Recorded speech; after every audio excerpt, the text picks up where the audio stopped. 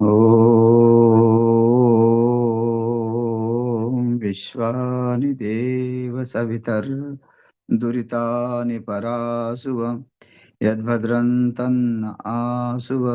ॐ शान्ति शान्ति शान्ति। वसुदेवसुतं देवं कंसचाणूर्यमर्दनं देवकी परमानन्दं कृष्णं वन्दे जगद्गुरुं। श्री सद्गुरुदेव भगवान की जय।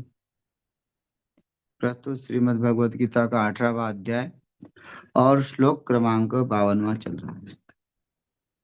यहाँ भगवान उस अशक्त बुद्धि वाले की चर्चा कर रहे हैं जिसका संसार से जो है मन जो है पूरी तरह से जो है समाप्त हो गया है और वो परम सिद्धि को प्राप्त हो गया। परम सिद्धि क्या है? ब्रह्म वृत्ति का वृत्ति, उसी को परम सिद्धि कहते हैं। जैसे अष्टमा सिद्धि है, नव सिद्धि है ना। हनुमान जी क्या है? नव सिद्धि के दाता। अरिमा गरिमा जो है आदि जो सिद्धियां हैं, उस सिद्धि को प्राप्त करने के लिए कई लोग तपस्या करते हैं, साधना करते हैं। राक्षसों ने कई तपस्या की, सिद्धियां प्राप्त की, लेकिन संत महात्मा उस सिद्धि को महत्व नहीं देते। बोलते हैं कि सिद्धि तो पतन की ओर ले जाने वाली होती है। जिसके अंदर सिद्धियां आती है वो सिद्धि को लेके अपने अहंकार में रहता है और किसी को मानता नहीं है, किसी जीव को नहीं मानता। इसलिए रावण के पास सिद्धियां थी तो राम जी को नहीं मानता था, साधारण मानता था। तो ऐसे जो प्रख्यात हो जाते, विख्यात हो जाते हैं और दुनिया भर की जो है समाज को इकट्ठा करके समाज को मोक्ष के मार्ग पर न ले जाते हुए वो अन्य मार्ग पे ले जाते हैं। हाँ, इसका हवन करो, उसका हवन करो, मिर्ची का हवन करो, हाँ इसकी बलि दो। तो ये क्या है? तुम्हारे सांसारिक घर गृहस्थी में जो बाधाएं आती है वो दूर होने के लिए तो है, दूर हो भी जाती है, ऐसा नहीं होती है। लेकिन कुछ कुछ क्षण के लिए जो विवेकी व्यक्ति जो है, वो जो बुद्धिमान है, जिसने शास्त्रों को ढंग से पढ़ा है, वो इस चक्कर में नहीं पड़ेगा। वो सोचेगा कि ये मेरा प्रारब्ध है, जो प्रारब्ध से भोग मिला है वो मुझे भोगना है और मुझे परमात्मा की प्राप्ति करनी है ना। नहीं तो लोग अपने क्रिय कर्मों को काटने के लिए नाना प्रकार के उपाय करते हैं। अच्छा, जो उसके प्रारब्ध में दुख आया वो उसके कर्मों का ही है, लेकिन वो कर्म का दुख जो है कुछ क्षण के लिए, कुछ समय के लिए, कुछ योनियों में, मतलब किस काल के लिए वो रुक जाता है। ऐसी ऐसी क्रिया करने से वो इस जन्म में नहीं भोगना पड़ेगा। लेकिन जो किया कर्म है, जो तुम्हारे सामने दुख आया है, वो उसको तुमको भोगना ही पड़ेगा, नहीं तो वो कहीं ना कहीं जन्म में भोगना पड़ेगा। तो वो सोचते नहीं है। तो क्या है, जिसकी बुद्धि जो है संसार से जो पूरी तरह से निवृत्त हो गई है और निष्कर्मता जिसको प्राप्त हुई है, वो ऐसे सिद्धियों में पड़ता नहीं है। हाँ, उसको नहीं तो स्मशान में जाके कितना कठिन तप करना पड़ता, और उसका फल क्या है? भूत प्रेत बाधा को निकालना। वो ये स्वयं जो है एकांत में रह के वहां के बाद जो है थोड़ी हिमालय में जाके तपस्या करेगा, नहीं। वो तो समाज में आके समाज में जो लोगों ने बुरे कर्म किए जिसके कारण उनको वो फल मिला है, किसी को भूत प्रेत पैदा हो गए, किसी को कुछ हो गया, जिनकी मानसिकता संतुलन बिगड़ गया है, उसको ठीक करने के लिए वो लोग उपयोग आते हैं। तो है समाज में तो सत्व रजस तमस जो है तीन ही प्रकार के लोग हैं। तो उसमें कोई नहीं, लेकिन जो विवेकी है वो उसमें से निकल कर अपने आप को परमात्मा के रास्ते में लाता है। और वो जो है अपने अ, विषयों को जो है पूरी तरह से त्याग कर उस परमात्मा को विषय बनाता है ना। जब परमात्मा को विषय बनाएंगे बनाएंगे तो अपने आप जो है पंच विषय छूट जाएंगे। शब्द रूप रसगंध स्पर्श, ये जो पंच विषय है, और पंच विषय के लिए जो जीवन भर जो है माथा पच्ची हो रही है, जीवन भर जो है उसके लिए भागदौड़ हो रही है, एक रस के लिए, है ना। अगर होटल में खाना है तो कहाँ से कहाँ चला जाता है व्यक्ति। हाँ, रात को 2-2 बजे आते हैं होटल में खा के। 10 बजे के बाद वो खाना खाना निषिद्ध बताया है। उसके विकार जो है तमोगुण में परिवर्तन होते हैं। 10 बजे के बाद जो खाना खाता है वो प्रातःकालीन कभी उठ नहीं पाता। और जो सूर्योदय के पहले उठता नहीं है उसका निश्चित ही पतन कहा गया है शास्त्रों में। हाँ, वो जो जो सूर्योदय के बाद जो है सोता है उसके जीवन में कभी सुख आता ही नहीं है। भौतिक सुख देखेगा लेकिन वो उस भौतिक सुख का भी उसको सुख नहीं है। भले ही उसकी नजरों में दृष्टि में वो सुख है लेकिन आंतरिक जो है उसकी जो है उसका चित्त कभी भी उससे समाधान नहीं रहेगा।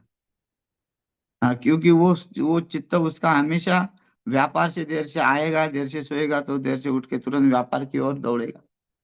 इसलिए उसका चित्त कभी भी शांत नहीं। हाँ, हम कहेंगे भाई मुंबई में देखते हैं कि 12 बजे उठ के लोग अपना काम में चले जाते हैं लेकिन वो उसी काम के लिए सोचते हैं, उनको शांति नहीं है। तो ये है क्यों कह रहे हैं?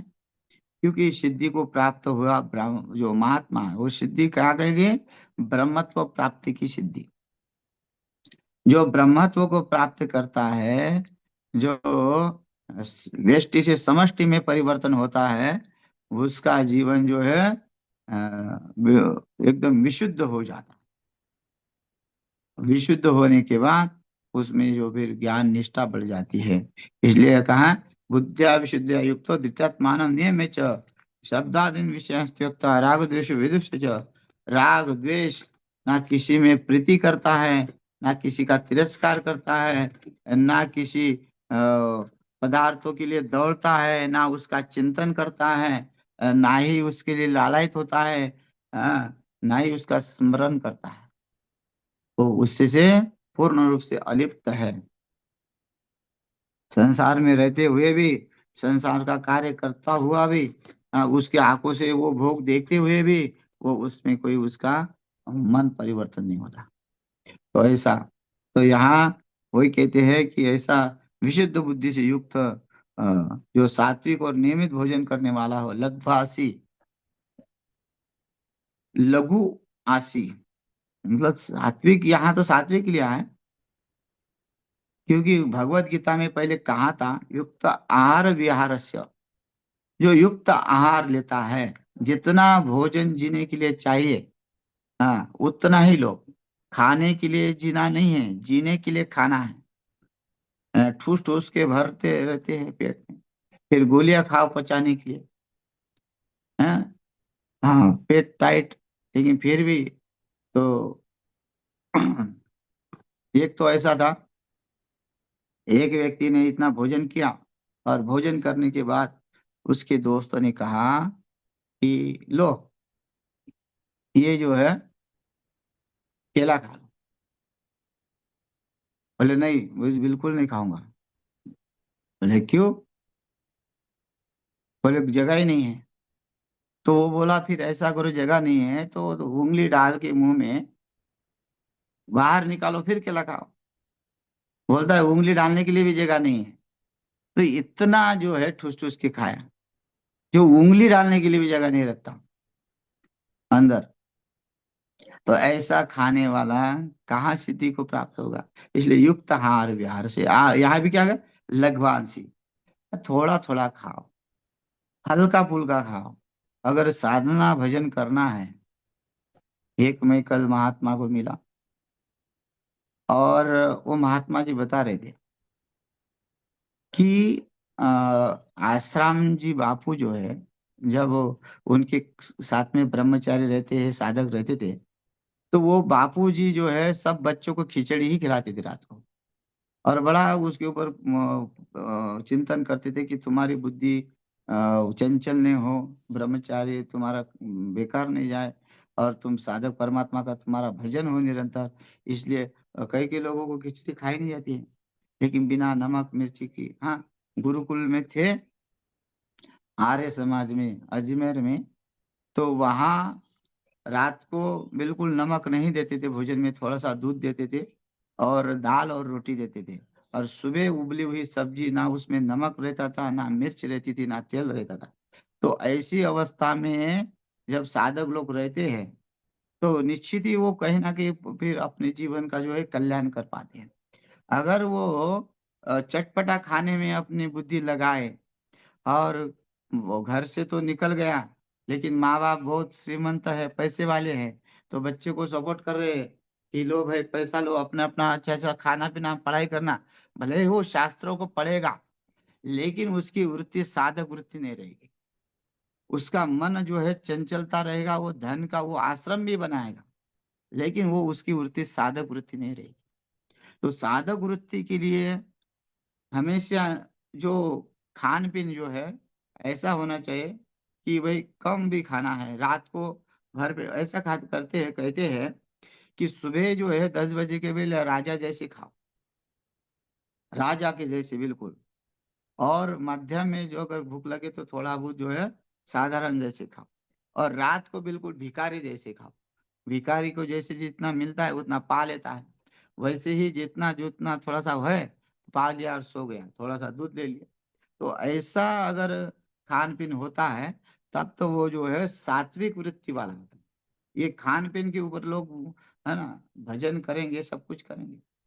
कहते हैं कि पंछी खाए काट कंकर, जो पंछी कुछ-कुछ होते हैं, वो पंछी जो है, वो काट कंकर मतलब कुछ पत्थर या कुछ ऐसा कुछ खाते हैं। हाँ, हाँ, उनको न छूटे काम। हुँ, वो पत्थर खा के भी उनका काम नहीं छूटेगा। और जो खाए रोज़ घी शक्कर, तो बोलते हैं उसका जाने राम। जो घी शक्कर खा रहा है, वो उसका तो राम ही जाने कि बढ़िया-बढ़िया मालपुआ, अच्छा-अच्छा भोजन जो है, इसलिए बस सीमित भोजन, युक्त आहार विहारस्य। यहाँ भी कहा लघ्वासी, मतलब जो हल्का और सात्विक नियमित भोजन करने वाला। सात्विक भोजन ज़रूरी है। जब तक हम सात्विक भोजन नहीं करेंगे, तब तक हमारा मन जो है और परमात्मा में परिवर्तन नहीं होगा, परमात्मा की तरफ नहीं जाएगा। क्योंकि राजसी भोजन करेंगे तो राजेश हमको सुख भोगने की इच्छा होगी, संसार का सुख भोगने की इच्छा होगी। संसार में तो सुख है नहीं, लेकिन वो संसार का सुख जो है, भोगने की इच्छा होगी तो उसके लिए प्रयत्न किए जाएँगे और मुक्ति के लिए प्रयत्न छूट जाएँगे। और मुक्ति के लिए प्रयत्न करने के लिए जो मुक्ति को प्रयत्न करना चाहता है, जिसमें सही में जिसको संसार से भरपूर वैराग्य हो गया है और संसार को उसने पूरी तरह से समझ लिया कि आज इस संसार में जो आया हूँ, ना मेरा पुत्र है, ना मेरी पत्नी है, ना मेरी माँ है, ना मेरा पिता है। सबके कर्म जो है अलग-अलग दिशा पे चले जाएँगे। पुत्र के कर्म अलग हो जाते हैं, पुत्री के कर्म अलग हो जाते हैं। माता-पिता के कर्म अलग हो जाते हैं, पत्नी के जो अपने स्वयं से जो कर्म करता है, वो उसी उसको उसको फल पाता है। तो उन उन लोगों को जो है, एक-दूसरे के लिए अपने कर्मों का नाश करना। अगर विश्वास हो तो वह फिर सोचेंगे, क्या परिवार के ऊपर ध्यान ही नहीं दें? परिवार के ऊपर ध्यान दें, जो रोज़ के नियमित जो कर्म दिए हुए परमात्मा ने, व्यापार दिया है तो व्यापार करो ईमानदारी से। खेती दिया तो खेती व्यापार जिससे आपकी आजीविका चल रही है, उस कार्य को ईमानदारी से करके अपने कर्म को ना बिगाड़ना। हाँ, भई तुम अपने किसके लिए कमा रहा है? वाल्या कोली को कोड़ी वो जो वाल्मीकि जो था पहले बोलते डाकू था और उसको नारद जी ने पूछा किसके लिए कमा रहा है?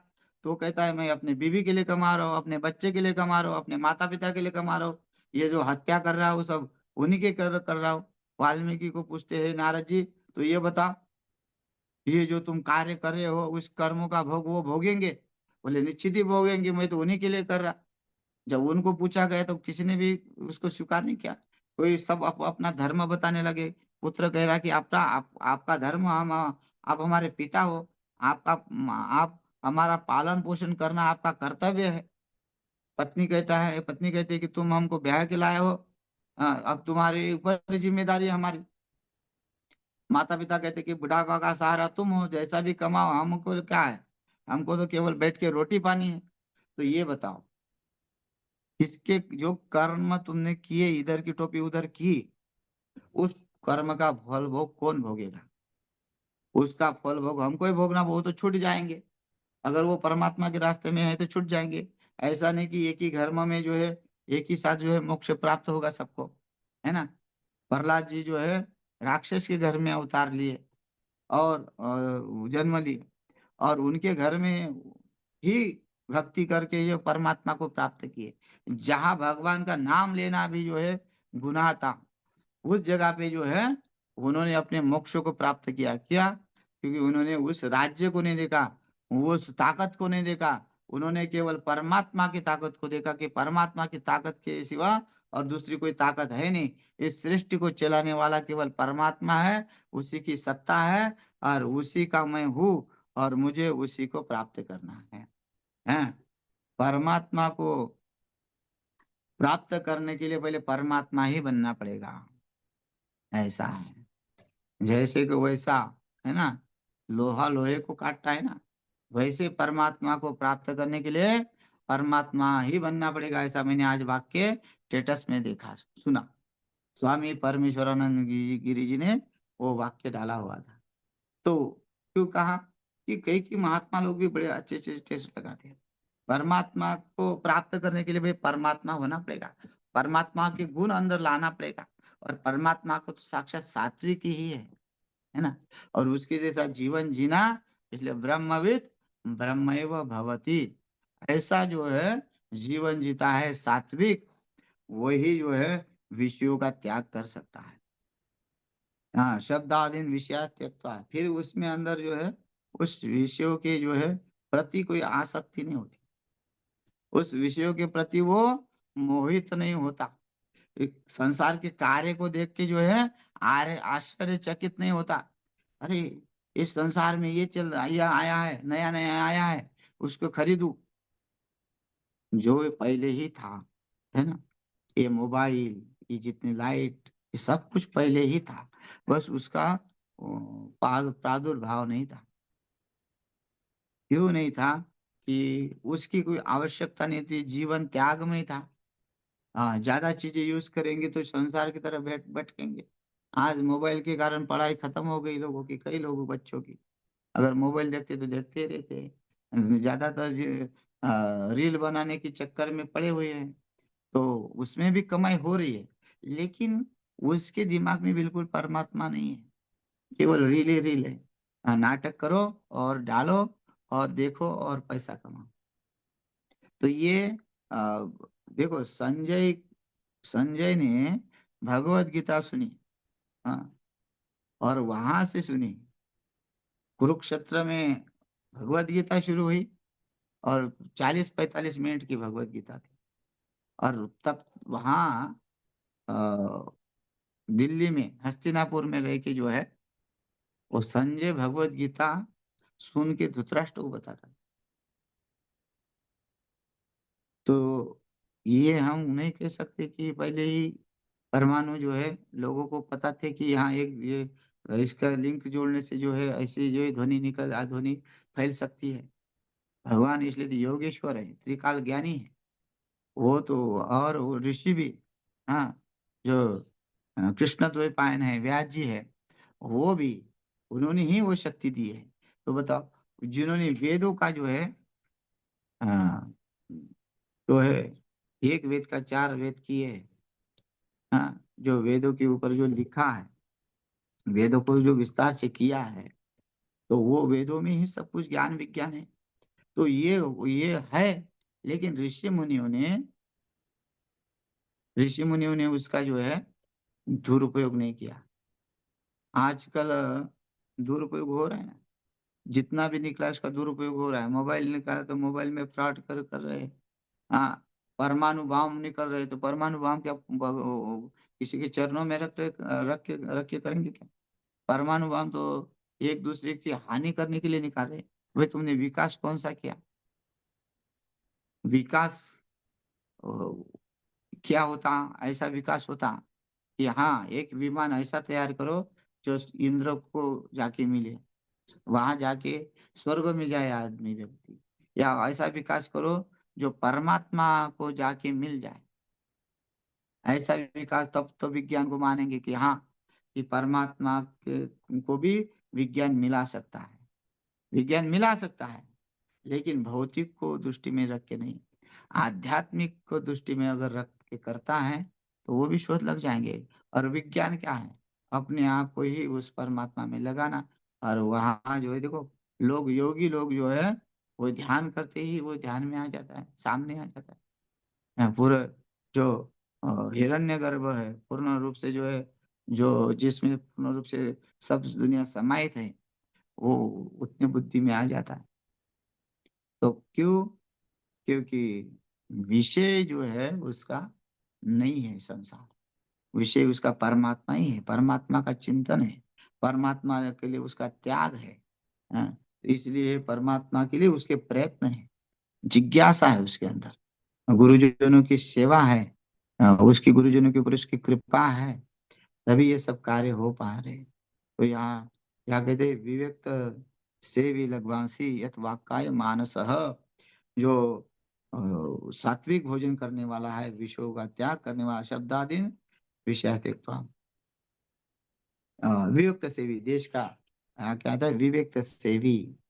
यहाँ कुछ लोग कई के अर्थ निकालते हैं। विवेक सेवी का ये अर्थ जो है अ, जो सत्य और असत्य, सत्य को प्राप्त कर असत्य को छोड़ने वाला विवेक सेवी होता है, जिसकी बुद्धि विवेकी है और जिसके विवेक में ही वो स्थित है। हाँ, विवेक तो है ना। हाँ, तो जहाँ जो विवेक के माध्यम से ही जो अपना कार्य करता है उसको कहते हैं विवेक सेवी। और कई लोगों ने क्या क्या कि एकांत और शुद्ध देश का सेवन करने वाला, है ना, एकांत में रहने वाला।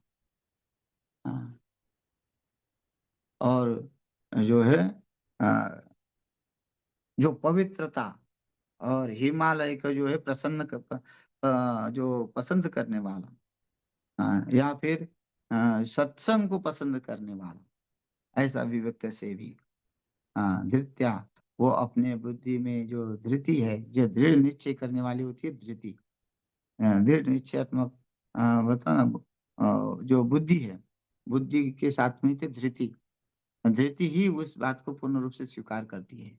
और इसलिए बुद्धि में आके धृति स्वीकार कर लेती है, तो इसे वो धृति जो है वो सात्विक धारण शक्ति बन जाती है। वो कभी फिर उसकी बुद्धि जो है उस संसार के विषयों में फंसती नहीं, संसार में रहता हुआ भी वो संसार से विरक्त रहता है। या या इसलिए धृत्या धारण शक्ति भी उसकी मेधा भी इतना होता है, या उसके पूरा उसको ब्रह्मांड का ज्ञान हो जाता है, ब्रह्मांड का ज्ञान, जहाँ क्या क्या चल रहा है, क्या कहाँ चल रहा है, लेकिन उसमें कोई हस्तक्षेप नहीं है ना। पर कई ऋषि मुनि हैं जिनको ब्रह्मांड का ज्ञान है ना। जैसे गर्गाचार्य भगवान श्री कृष्ण का जो है नामकरण करके करने आए, और नामकरण करने के बाद जो है समाधि में लग गए कि भाई ये तो ब्रह्मांड नायक है, लेकिन कोई उसका प्रचार नहीं किया। अच्छा, कंस क्या मार सकता था, उनको क्या पता नहीं कि कंस को तो एक चुटकी में मार देंगे भगवान। फिर भी उन्होंने प्रकृति के नियमों का उल्लंघन नहीं किया। उनको सब कुछ वो पता होने के बाद उन्होंने ये पूर्ण रूप से निश्चय नहीं बताया कि हाँ ये भगवान है, आप चिंता मत करो, कुछ भी नाम रखो, इसका क्या मैं नाम रखूं, मेरा अधिकार नहीं है। ऐसा ऐसा करके जो है कई कई लोग जो है बड़े व्यवहारिकता निभाते हैं, अरे मेरा क्या अधिकार है आपको कुछ करने का, आपको कहने का, आप तो स्वयं जो आज्ञा दोगे हम वो करेंगे, ऐसा ऐसा। लेकिन ऐसा नहीं है, उन्होंने उस प्रकृति के विरुद्ध न जाते हुए जो भगवान ने अवतार लिया है, तो ये सब कार्य करने के लिए लिया है, लीला करने के लिए लिया है। हाँ, गोपियों को सुख देने के लिए, गोल वालों को जो है सुख देने के लिए, क्योंकि महान योगी थे। और योगी लोग जो है सब जो है अपने अपने अवतार में आए और भगवान ने उनको सुख दिया है। तो ऐसा सब कुछ पता होने के बाद भी उसने उन्होंने कोई नामकरण, उन्होंने नामकरण तो किया, भगवान श्री कृष्ण सावले थे, कर्षयति थी कृष्ण। हाँ, कृष्ण वर्ण का है, मतलब सावले वर्ण का, इसलिए नाम कृष्ण रख दिया। उनके गुण रूप के अनुसार, रूप के अनुसार जैसा है वैसा नाम रख दिया। तो ये है कि भाई उन्होंने उसमें कोई हस्तक्षेप नहीं किया प्रकृति में। हाँ, हाँ, कई लोग जो बदलना चाहते हैं, देखो शुक्राचार्य ने वो जब देवासुर संग्राम हुआ तो दानवों को जो जीवित कर दिया, बलि को जीवित कर दिया मरने के बाद, प्रकृति के विरुद्ध हो गया। तो अभी प्रकृति के विरुद्ध होने वाला है, लेकिन शुक्राचार्य को कौन मानता है? उसके पास अपार शक्ति थी। हाँ, मरे हुए को जिंदा करने की शक्ति थी। हाँ, बलि को जो है जीवित कर दिया, लेकिन उसी बलि ने उसका तिरस्कार कर दिया।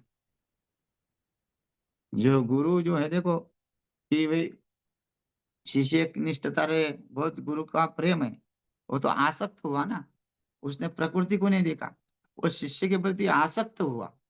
और जो शिष्य के प्रति आसक्त हुआ उसका भी पता नहीं कि आसक्त किसी के प्रति नहीं होना। वो ब्रह्म ज्ञानी लोग आसक्त किसी के प्रति नहीं होते, शिष्य के प्रति भी आसक्त नहीं होते। हाँ, जो है सामने तो ठीक है, प्रेम करो, लेकिन है ना, हमने देखा कि किसी प्रकार का कोई गुरु जी में कोई परिवर्तन नहीं हुआ। हाँ, हाँ, उनके शिष्य उनके सामने जो है अपने देह त्याग दिए, लेकिन गुरु जी के मन में कोई परिवर्तन नहीं है। कोई उन्होंने कोई ये नहीं किया, मतलब वो अपना सब प्रारब्ध मानते। तो महापुरुष जो है उसमें कोई परिवर्तन नहीं होता है, महापुरुषों में कोई चिंता नहीं होती है। तो वैसे ही वो किसी भी प्रकृति में हस्तक्षेप नहीं करते, दखल अंदाजी नहीं करते। इसलिए गुरु जी देखेंगे उल्लासनगर में आश्रम में रहते हैं, कोई किसी व्यवस्था को नहीं देख रहे हैं, किसी बात को कुछ नहीं देख रहे हैं, बस अपने लिखान में लगे हुए हैं। सामने आए तो बोल दिया, नहीं तो अपने लिखान में लग गए। तो ऐसे जो है जो जिनकी धारणा शक्ति केवल परमात्मा ही हो गया है, तो वो कभी भी संसार में जो है ध्यान नहीं देते हैं। तो यही है कि धृत्य क्या है, वही धारणा शक्ति जिसका परमात्मा में ही हो गया है, वो अपने शक्तियों का जो है दुरुपयोग नहीं करते, प्रकृति में जो है हस्तक्षेप नहीं करते। शक्ति होने के बाद भी, अंतर्यामी होने के बाद भी वो लोगों का सुख दुख देख सकते हैं। हाँ, लेकिन ये नहीं कि भी सुख दुख देख रहे तो सबको मिटाते रहो। देखो आजकल जो है सुख दुख मिटाने वाले बाबाओं की जो है भीड़ है, तो वो क्या होगा? कोई उनको अच्छा भी बोल रहा है, कोई बुरा भी बोल रहा है। जिनके जिनसे पर्चे निकलते हैं, जिनका अच्छा है तो अच्छा बोलते हैं, और जिनका कुछ अगर वहां दुर्घटना घट गई तो उसी को बुरा बोल के आएंगे। हैं, जो अ, एक शिव पुराण करने वाले जो है मिश्रा जी, वो उनके यहाँ हजारों लाखों लोग इकट्ठा हुए, वो रुद्राक्ष प्राप्त करने के लिए, और वो भीड़ भाड़ में जो है कई लोग मर गए, तो बाद में उनको ही निंदा करने लगे कि देखो, हाँ, वहां तो कुछ नहीं था, खाली ड्रामा था, ऐसा था वैसा था। और गए थे लालच के कारण कि हाँ रुद्राक्ष मिल जाएगा, हमारा कुछ ना कुछ घर का परिस्थिति बदल जाएगी। तो ये देखो ना कि जो ऐसे में वो फंसे हैं दोनों तरफ है, जो जनता भी, और जो जनता के लिए वो जो कार्य करे वो भी, दोनों तरफ से जो है उनको हानि है। और जो महापुरुष होते हैं वो एकांत देश में रहते हैं, शुद्ध आचरण करते हैं, और वो सात्विक धृति को ही धारण करते हैं, सात्विक परमात्मा ही है, परमात्मा को ही एक अपना बनाते हैं। एक धरला चित्ती तुहार उपमाईचा पति। हाँ, संत तुकाराम महाराज कहते हैं, और मेरे मत चित्त में और दूसरा कुछ नहीं है, एक धरेला चित्ती, एक ही परमात्मा, एक को हम द्वितीय नास्ति। हाँ, एक ही है, एक परमात्मा मैंने मन में पकड़ लिया, वही मेरा ही कल्याण करने वाला हर मैं ही हूँ। ओ अंतकरण और इंद्रियों को आत्मनः, है ना। तो ध्यान योग करो नित्यम वैराग्यम समुपासित। यहाँ ध्यान योग के द्वारा और नित्य वैराग्य में रहते हुए, वैराग्य का आश्रय लेते हुए और ध्यान का आश्रय लेते हुए, योग क्या है? जीवात्मा परमात्मा का ही योग बना के रखता है, उसी को योग बनते हैं, है ना। और योग के लिए जो है है ना, ध्यान धारणा समाधि, अष्टांग योग है, आसन प्राणायाम, ये जो सब क्रिया इनसे होती है, सब जो साधक अवस्था में होती है। ऐसा नहीं कि वो पेट फुला के ही नाम जप में रखे, नहीं। आसन, ध्यान, प्राणायाम, ये सब की क्रिया उनकी तरफ होती है। इसलिए ध्यान योग करो नित्यम, और नित्य अपने दिनचर्या को लेके चलते हैं। वैराग्य में ही रहते, वैराग्य च गृह्यते, अभ्यास न कौन्तेय वैराग्य च गृह्यते, वैराग्य न गृह्यते। ऐसा भगवान कहते हैं कि जब तक हम तुम अभ्यास नहीं करोगे, कौन सा अभ्यास? ध्यान योग करो नित्यम, और वैराग्यम समुपासित, वैराग्य का आश्रित रह के ही वो हमारी बुद्धि सात्विक रह सकती है। तो ये श्लोक का अर्थ है। शेष जो है अगले सत्र में करते हैं। हरि ओम तत्सत।